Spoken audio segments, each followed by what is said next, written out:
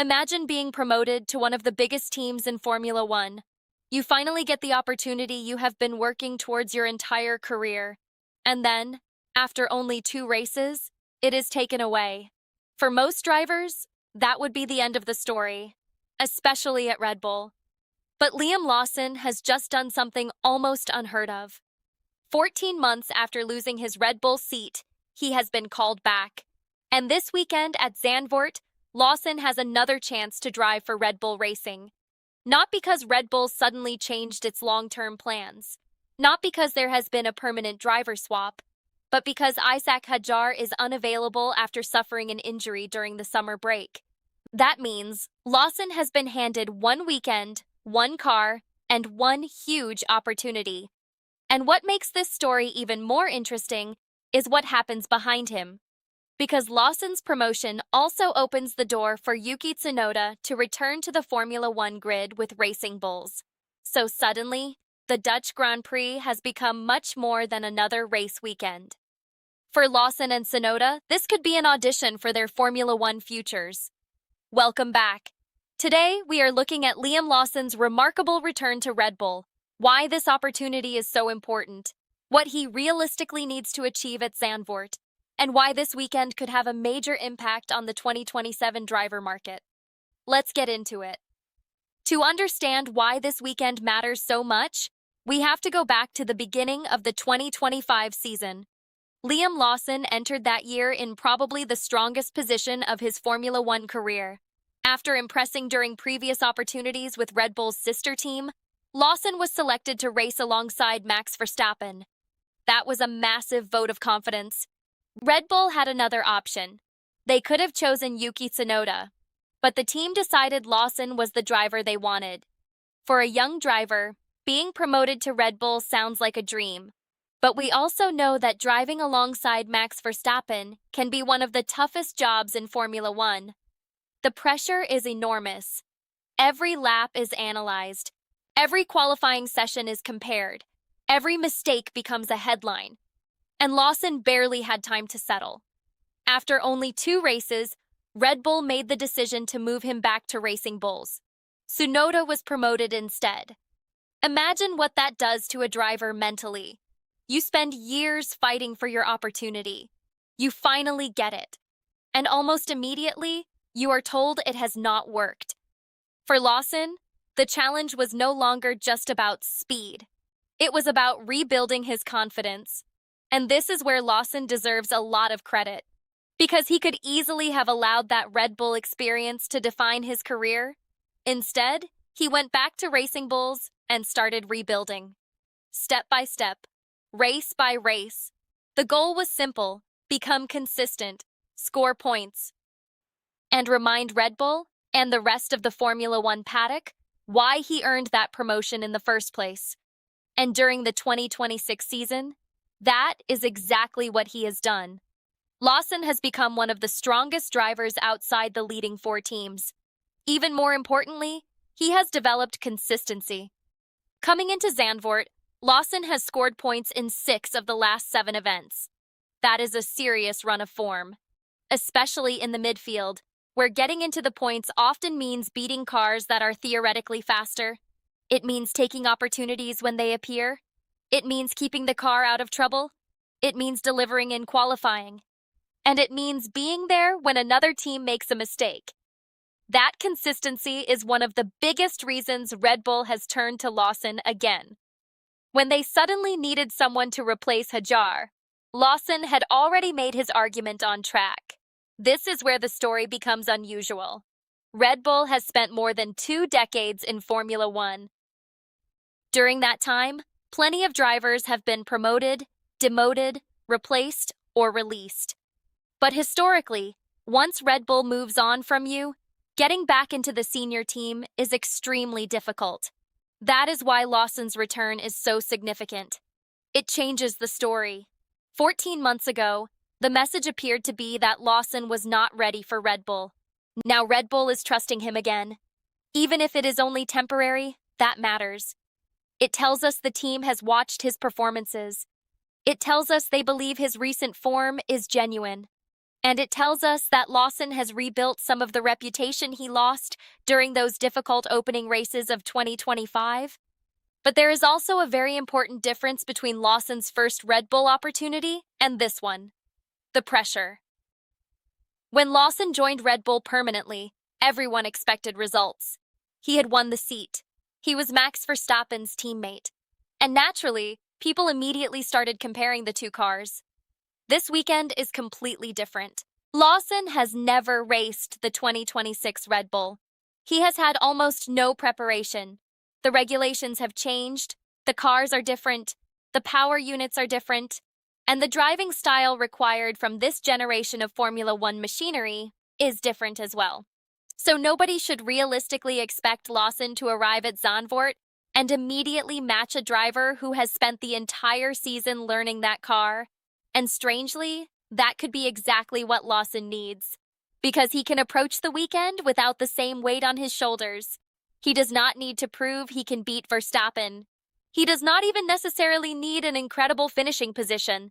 What he needs is a clean, intelligent, and competitive weekend. Learn quickly. Improve session by session. Stay close enough to the expected pace. Avoid unnecessary mistakes.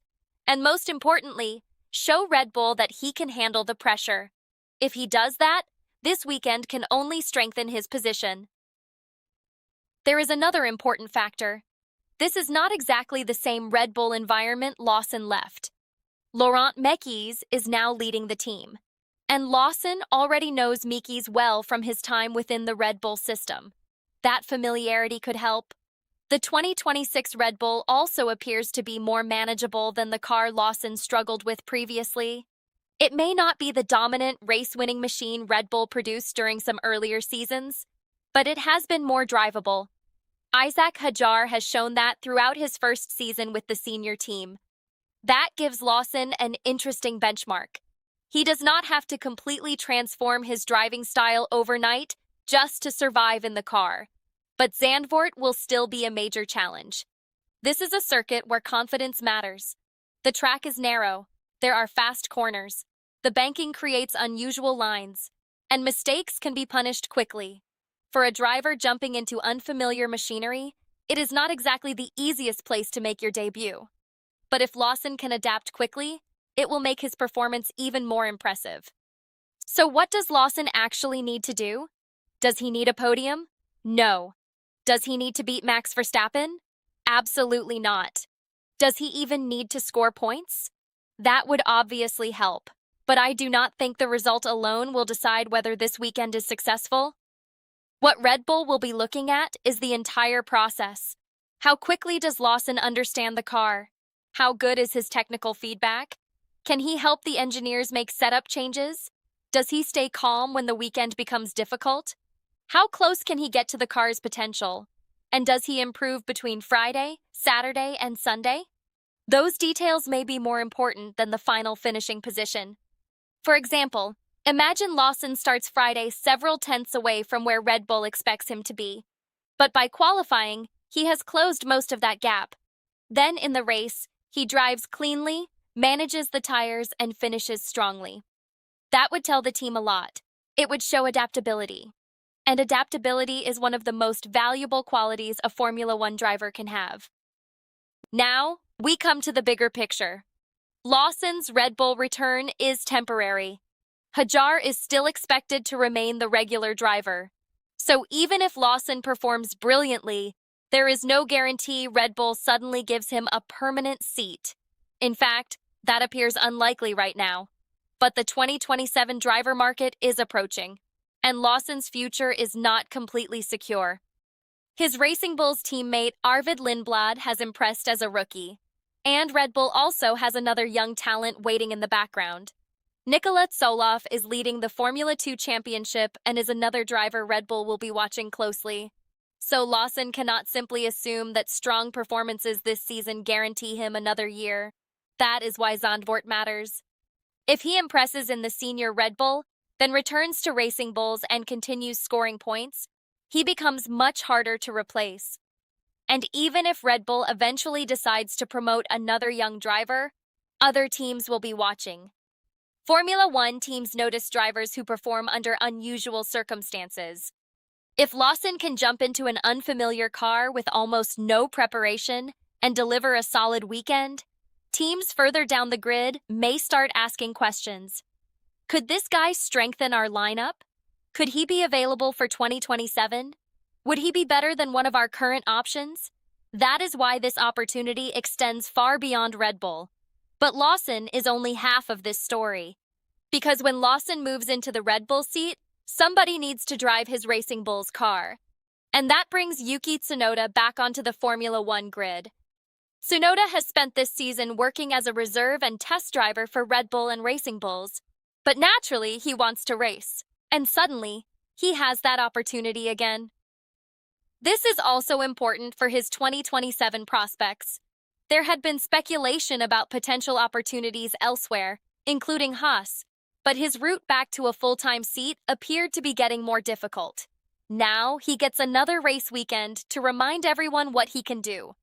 And Racing Bulls is a familiar environment for him. Some of Tsunoda's strongest Formula One performances came with that team. So from that perspective, the comeback makes sense.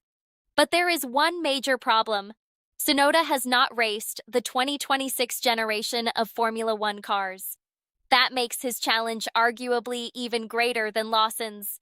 The new regulations have changed how these cars need to be driven. The energy management is different. The power unit behavior is different. The aerodynamics are different. And Tsunoda needs to understand all of that incredibly quickly. Once again, the final result may not be the most important thing. Teams will be watching how he adapts. That is what makes the Dutch Grand Prix so interesting. Lawson and Tsunoda have very different situations, but they are fighting for something similar: their Formula One futures. Lawson wants to prove that the driver Red Bull dropped in 2025 is not the same driver they are bringing back in 2026. He wants to show maturity, consistency, adaptability, and speed. Tsunoda wants to remind the paddock that he still deserves to be racing full-time, and neither driver needs to produce a miracle. Sometimes Formula One opportunities are not about winning. They are about being ready when the door unexpectedly opens, because you never know when another chance will come. Imagine the perfect weekend for Liam Lawson. Friday starts cautiously. He takes time to understand the car. By the second practice session, he is closing the gap. Saturday arrives.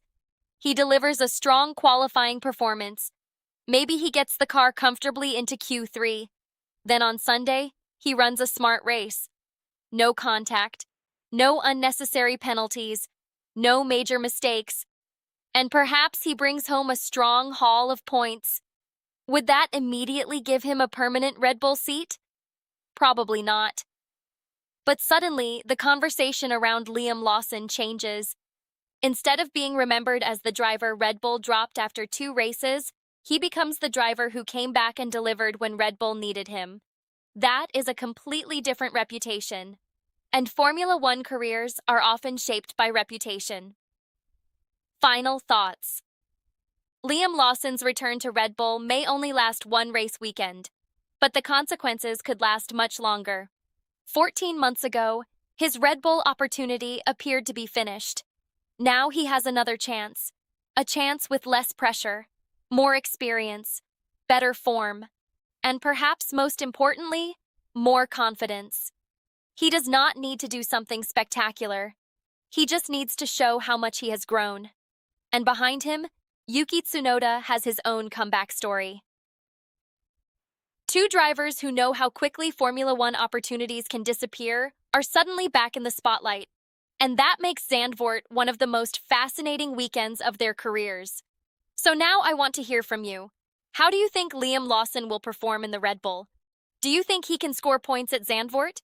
And if he has an incredible weekend, should Red Bull consider giving him another permanent opportunity in the future? And what about Yuki Tsunoda? Does he deserve another full-time seat in Formula One for 2027? Let me know your predictions in the comments. If you enjoyed this breakdown, make sure you like the video, subscribe to the channel, and turn on notifications for more Formula One analysis, stories, and race weekend coverage. The Dutch Grand Prix suddenly has a lot more at stake, and all eyes will be on Liam Lawson when those lights go out at Zandvoort. Thanks for watching, and I'll see you in the next one.